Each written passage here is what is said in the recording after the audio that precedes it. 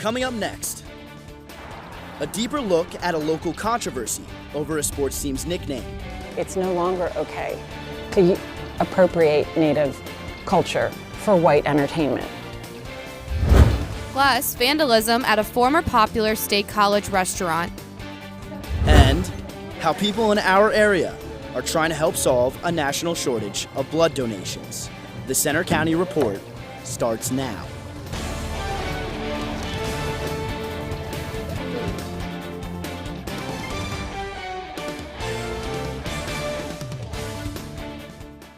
Good afternoon, I'm Chip DeFalco. And I'm Brooke Stake. Thanks for joining us for the Center County Report. A local high school sports nickname has been the subject of an identity crisis and a controversy for the better part of 2 years. Reporter Andrew Destin takes a deeper look into the issue in Bellefonte.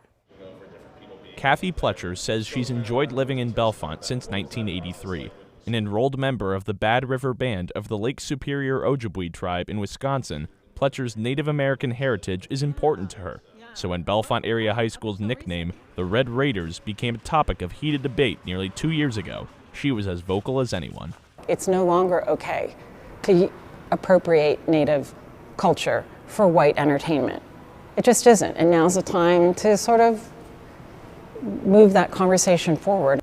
Two groups emerged on either side of the controversial issue: those who supported the longtime nickname Red Raiders and those who wanted it dropped. While some like Pletcher view the name as racist, others like Kim FRANKENBERGER see it differently. When they changed it to that, they did it to honor the people that had lived here. You know, whatever the Indians, whoever they were, of any nature. Two online petitions developed in 2020, one making the case that Bellefonte deserved a different mascot, and another arguing the high school needed to save the Red Raiders, a name used since the 1930s. Last spring, the school district board voted 8-1 to remove Native American imagery throughout the district, and 6-3 to remove the word red from the district moniker. Those moves signaled the end of the school's controversial nickname and the use of the image altogether, like the logo at the center of the high school basketball court.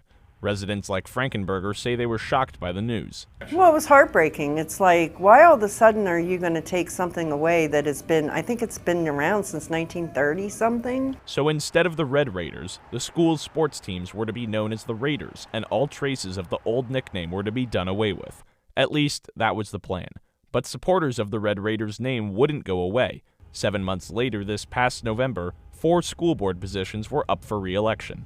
Candidates who were vocally supportive of the name Red Raiders, Andrea Royer, Jeff Steiner, Jack Bechtel, and John Gazar, swept the election. They ran on the platform of they were going to, get on the school board, and then they'd have the majority back, and they would bring back everything, and that's actually what they ended up doing. In January, what most Bellefonte residents suspected would happen with the change in leadership became a reality.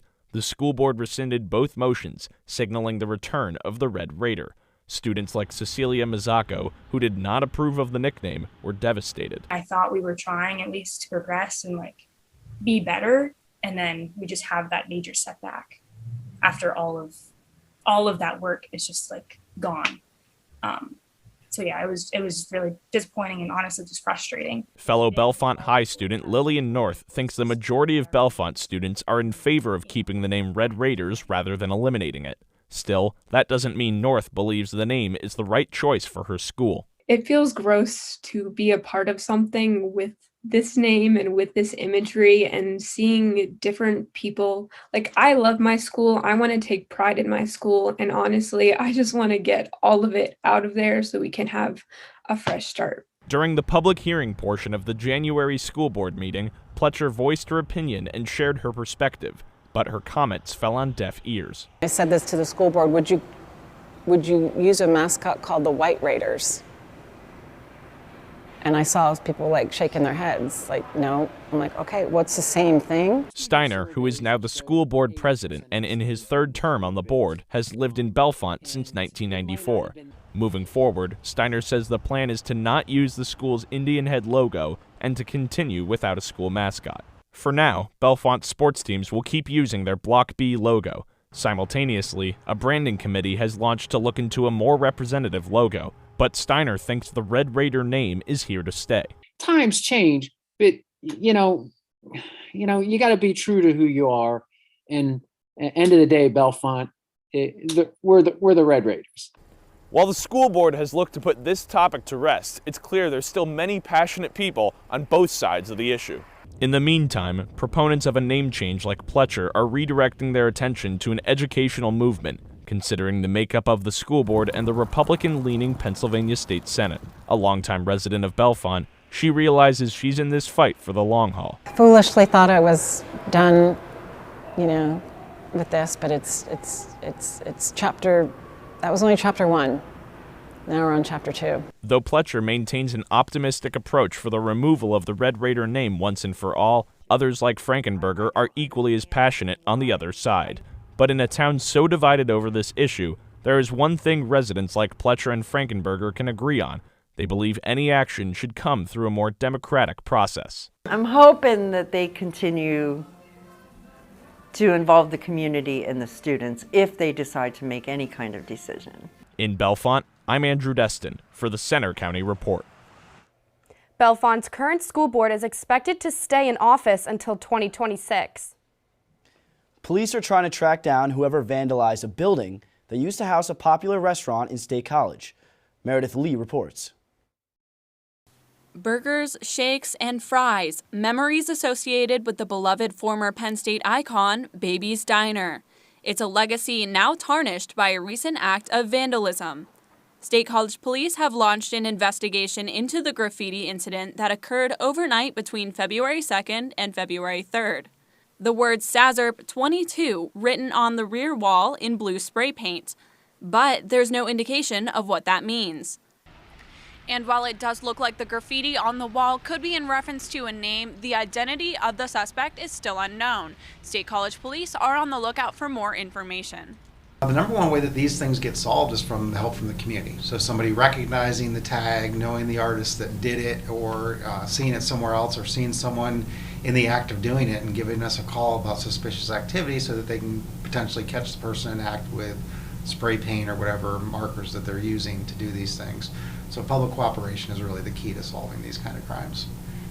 Anyone who may have information regarding this incident is asked to contact the State College Police Department at 814-234-7150 or submit an anonymous tip through their website. In State College, I'm Meredith Lee for Center County Report. The restaurant has been closed since August of 2020. Investigators are looking for the cause of a fire in Bellefonte. It happened Wednesday at the Cadillac building on Allegheny Street. The fire was between the third floor ceiling and attic. No one was injured, but the fire did cause some damage. Several residents were displaced from their homes in the complex. There's more positive COVID news in our area as new cases drop and hospitalizations are also trending down at their lowest since November. Today, Mount Nittany Medical Center is caring for 33 COVID inpatients. That's down by 10 in just 3 days. The state's 7-day moving average is also down. It's about half of what it was only 1 week ago. In other health news, there's a nationwide shortage of blood donations this year, and the Red Cross is asking for your help. Reporter ZANE Gonzalez went to Penn State's Red Cross Blood Drive to find out more. The Red Cross says on average it gets about 25% of its yearly blood donations from college students. But this year, the number sits closer to just 10% across college campuses. Penn State made up the second largest blood drive program in the country before COVID cancellations began.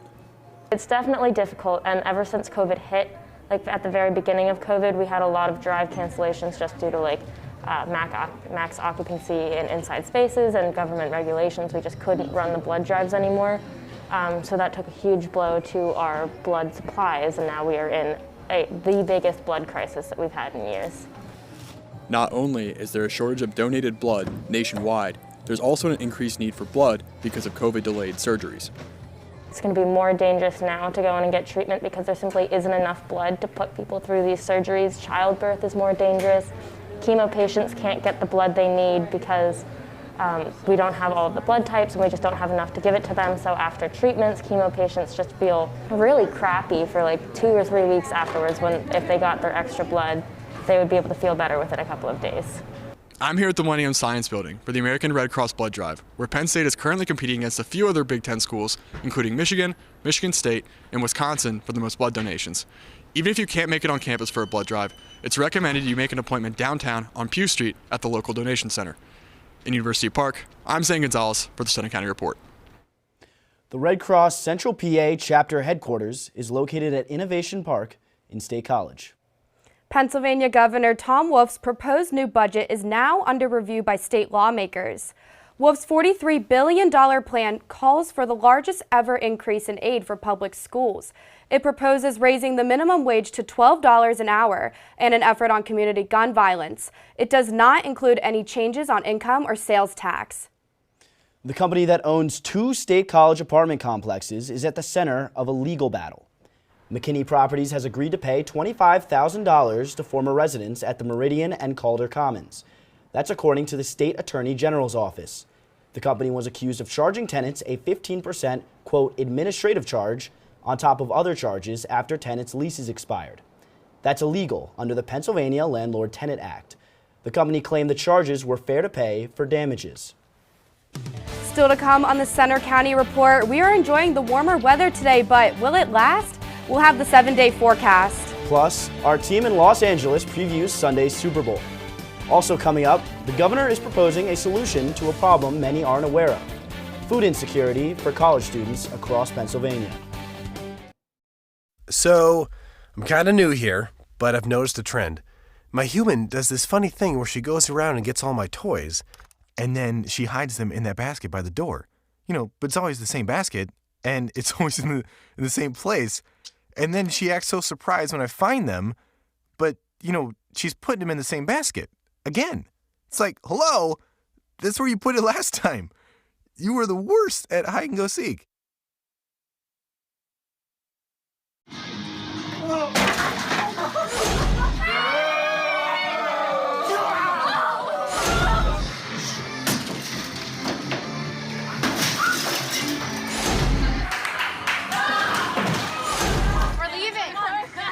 Most party fouls are pretty dumb. But if you decide to drink and drive underage, you could lose your license and your freedom. Underage drinking and driving. The ultimate party foul.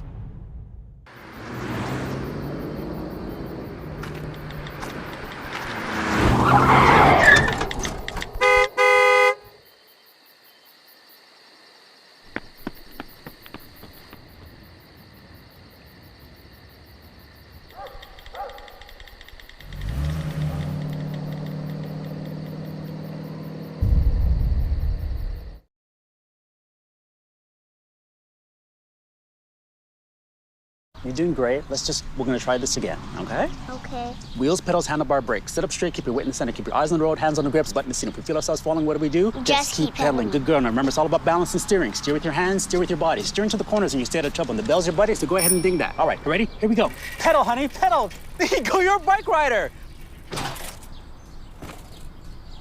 Most parenting is hard to do in just 2 minutes. But 2 minutes twice a day making sure they brush is easier, and it could help save them from a lifetime of tooth pain.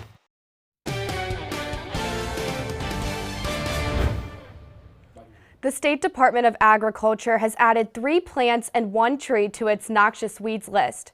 Ravana grass, glossy buckthorn, common buckthorn, and the Callery pear tree are non-native plants that spread aggressively in woods and fields. All those plants crowd out beneficial native plants and disrupt ecosystems. The Callery tree ban started this week, and the ban on the grasses begins in April. Governor Tom Wolf has announced a plan to combat hunger on college campuses. Reporter Madeline Zarkowski went to Penn State's Lions Pantry to look at local impacts.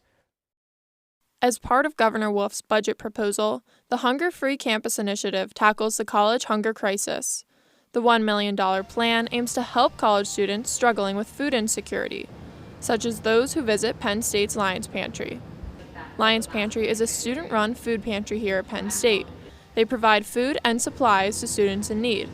Director William Lee says they have received a lot of support since the start of the pandemic. We've had distinguished alumni donate fridges and refrigerators that are actually standing right across from me. Lee says they've distributed roughly 44,000 pounds of food in the past year. food insecurity is a much more prevalent issue on college campuses than you would actually initially assume. Lee says his reasoning for staying with the organization is a personal one. My parents were immigrants, actually. My father has always told me stories about when he grew up and when he actually did not have enough to eat, when he had to kind of fight for like the meal, you know? Over the past year, Penn State's Lions Pantry has helped over 1,600 students, and they are currently accepting both physical and monetary donations. However, Lee believes this new grant can make a long-lasting impact on college food banks. This kind of momentum is a step in the right direction. In University Park, I'm Madeline Zarkowski for the Center County Report. It's reported that about 35% of Penn State students struggle with some level of food insecurity.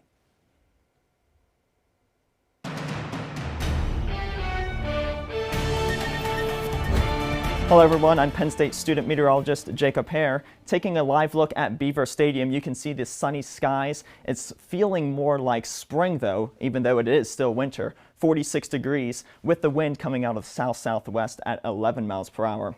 That's helping us to warm up these conditions here, and you can see that coming across the state with the streamlines coming from the south, and much of the state is in the 50s and in the 40s. So this time yesterday, it was actually 11 and 10 degrees cooler than it is today. So we are seeing a nice warm up, and that's because a clipper system is coming through Ohio, Indiana, and Illinois. Out ahead of that, we can see warmer conditions, but that also means that we can see some rain later on.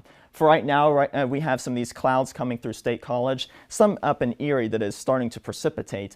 But as we head into the future hours here at 9:45 p.m. tonight, you can see the rain is already stretching through Bradford and Franklin, but it's not going to be really getting into eastern Pennsylvania because the mountains prohibit that precipitation to fall. Coming in through tomorrow and into Sunday, you can see clouds just remain. We do have a storm system that comes up on the coast, giving Philadelphia some snow showers, but the rest of the state looks to be dry. We head into on Sunday. Again, it is just clear skies for most of the state. Here is the Super Bowl on Sunday. 75 degrees with sunny skies in Los Angeles. So if you're tailgating, it's going to be a wonderful time. For today, again, 54 degrees, feels more like spring with some mix of clouds and sun with the south-southwest wind at 10 to 15 miles per hour. Tonight it is 40 degrees, some scattered showers as that clipper system moves through. But then tomorrow is whenever the clouds are going to stick around, but that this system is going to be out of the area. Here's our 7-day forecast. Again, it is going to be partly cloudy for today. Temperatures will start to drop into Sunday and into Monday. But you know, the dry conditions will remain throughout the week, and you can see that it's going to be a temperature whiplash almost. 45 for today and tomorrow, and then drops down to 28 for into the weekend, Brooke. Yeah, speaking of the Super Bowl in California, I wish I was there right now with all these roller coasters of temperatures going up and down. For sure, it's going to be very dry and warm. Let's enjoy it while it lasts.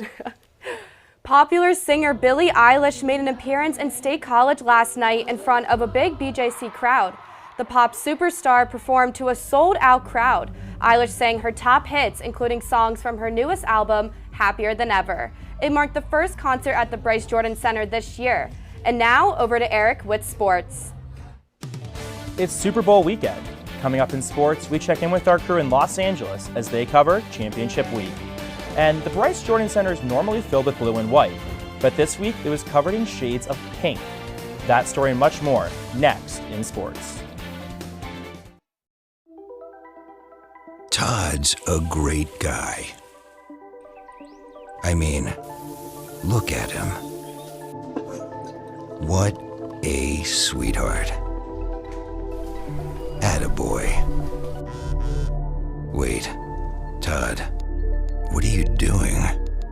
How totally selfish and un-Todd-like of you. Come on, Todd. Come on, man. Hi, I'm Peter, and there's nothing I love more than sharing vegetables with my friends. Come on in! Help yourself to anything. That's why we give our food the utmost respect it deserves. Did you know there are simple steps we can all take to help save food?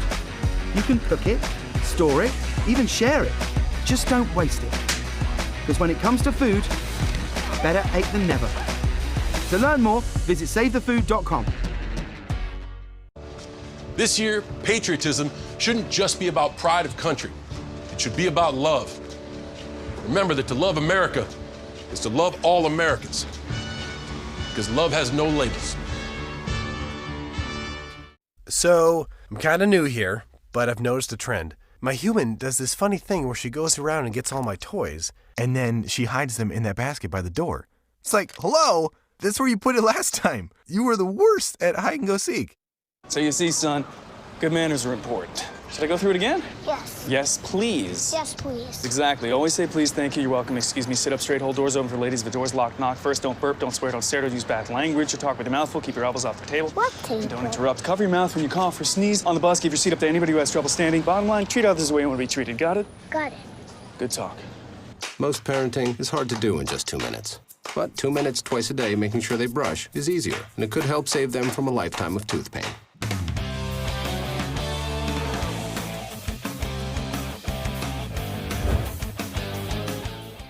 I'm Eric FENSTERMAKER with sports. The Rams and Bengals meet Sunday in the Super Bowl, and there are some Penn Staters in the game.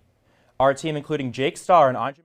Outside of the complex at SoFi Stadium in Inglewood, California, counting down the days to Super Bowl 56. Andre Magaro, Jake Starr. Jake, it is set to be a good one on Saturday between the Rams and the Bengals. Plenty of storylines leading into this one. Plenty of storylines indeed, Andre. We got the quarterback matchup. Joe Burrow, the second-year quarterback, and Matt Stafford, the veteran gunslinger, both making their first Super Bowl appearances, respectively. And we have our head coach matchup as well. Two young guys, still shy of 40 years old, in Zach Taylor and Sean McVay. McVay making his second Super Bowl appearance. He lost 3 years ago. We'll see if he can turn the tide this time around. Certainly we'll be looking for that, but let's talk about things from a little bit of a Penn State perspective. We have a handful of Nittany Lions looking to make an impact on this game, primarily on the Rams side, and that starts with safety Nick Scott. Rams have been a little thin at that position throughout the playoffs. He's had a chance to come up and make some big plays. We've seen Nick Scott step it up. As you said, Rams very thin in the secondary. Scott had a huge hit in the NFC Championship game, and I expect him to play a lot, and make his presence known on Sunday. Scott also had an interception in that divisional round win against the Buccaneers, but how about on the special teams side? There's a guy, Grant Haley, that made a big special teams play a handful of years ago for the blue and white. He's on this Rams team looking to make an impact. Grant Haley, someone who goes down in Penn State history for his big play against the Buckeyes about 6 years ago. We had a chance to talk to Grant Haley earlier this week, had a lot of great things to say about this Rams team, his time at Penn State, and he's super excited about the opportunity to compete on Sunday in the Super Bowl. Should be a picture-perfect day on Sunday from SoFi Stadium. We know you're trying to stay warm back over there on the east side. We'll send it back to the studio. Thanks, guys. The Winter Olympics are now in Week 2 in Beijing, and 5 Penn Staters are participating. 3 are a part of women's hockey, including Jessica Adolfsson, who is playing defense for Sweden. Allison Kumi and A.B. Kimball are on the coaching side for Team USA. Alex Dawes is serving as video coach for men's hockey, while Caitlin Holloway is competing in ice dancing. Penn State men's basketball travels to Minneapolis tomorrow to take on the Minnesota Golden Gophers. The Nittany Lions have struggled recently, winning just 1 of their last 6 games. Penn State is coming off a 1-point loss at home to Michigan Tuesday night. The Lions are searching for just their 2nd road win of the season. Tip-off is set for 8:30 p.m. Women's basketball is back on the court Sunday against Rutgers in New Jersey. During the Lady Lions' last home game this week, they celebrated the 16th annual Pink Zone game. Zach Gershman says it featured a lot more action than just the baskets and steals. Power of one. One school, one organization, and one cause, beating cancer. Our mission is to unite Central PA and to bring resources to those who are either suffering now with breast cancer or have survived breast cancer. Trish Fulvio leads the PA Pink Zone, a nonprofit organization that helps fund research and gives direct support to families dealing with the disease. I really wanted to be involved in something making a difference in breast cancer. Inside the Bryce Jordan Center this week, a difference was made. The Penn State Lady Lions welcomed in the Northwestern Wildcats. The Cats came away with the win, but the real winners were announced at halftime. 1,609, 12 months and 19 days, because sometimes we celebrate each day. That's the number of years of survivorship that shared the court at halftime. Surrounded by her fellow cancer survivors, halftime MC Tammy Miller knows why other schools across the country want to do their own Pink Zone game. It's a party, it's a celebration, it's honoring people that are here and honoring people that have gone before us. You know, it's an opportunity for us to say, come along, celebrate, enjoy, embrace life. There are plenty of ways to be involved, including heading over to the Berkey Creamery to try the new PA Pink Zone strawberry ice cream flavor, where some of the proceeds will be going back to the organization. Lady Lions head coach Carolyn Keeger also knows how sweet it is to give back. Way you're able to give back and pay it forward of a game like this, it teaches you more than just basketball. And so to leave the jersey in a better place and leave a legacy and continue to understand that causes like this are important not only now and in college, but for the rest of their lives to give back. In University Park, I'm Zach Gershman for the Center County Report. The Lady Lions were the first NCAA program to wear pink jerseys. Unbeaten Penn State wrestling takes on Rider Sunday in the last duel of the season before the Big Ten championships in March. The Nittany Lions took to the mat in front of a whiteout crowd last weekend for the annual BJC duel. They dominated the Buckeyes 32-7.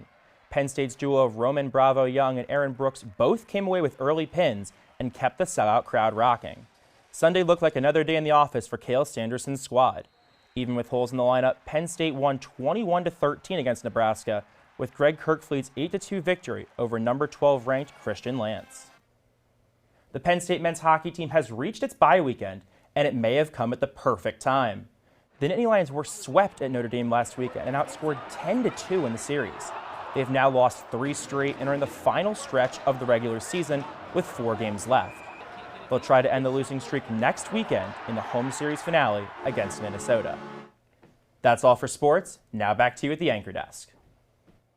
Thanks, Eric. Coming up next, hear about a local hip-hop duo who recently went viral and ended up on a popular national talk show. Stay with us.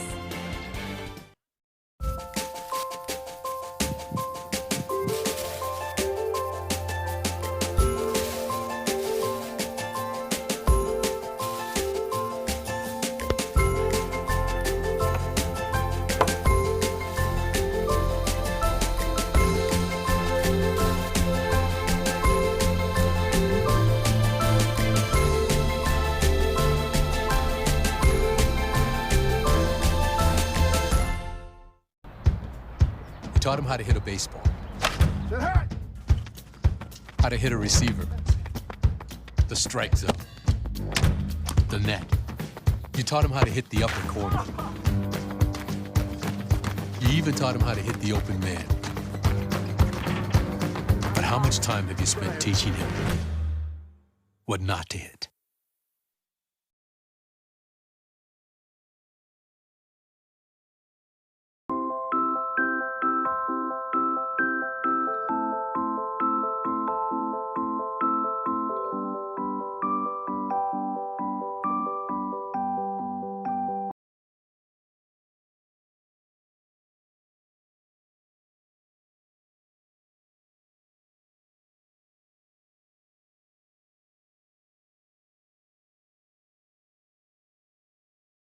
Adopt at theshelterpetproject.org. There's one thing you can never have sex without.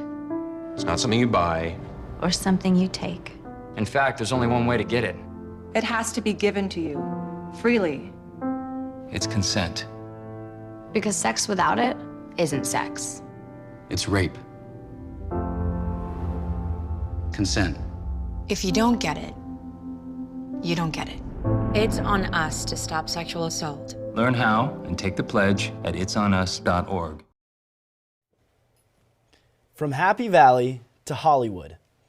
Musicians Joey Bertolino and Braden Luke, who go by Joey Valance and Bray, graduated from Penn State and just appeared on national TV on The Ellen Show.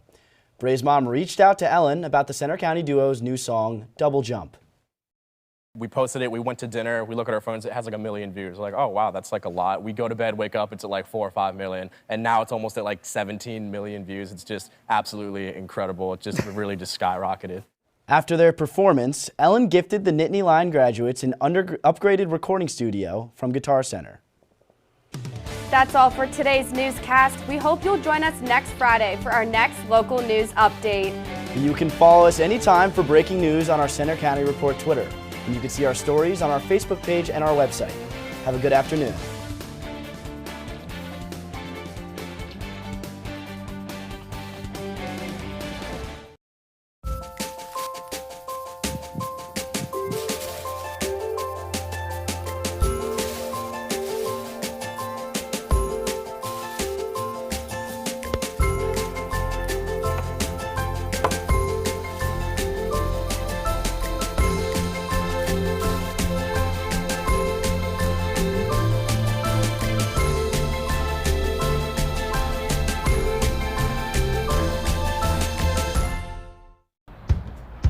Taught him how to hit a baseball,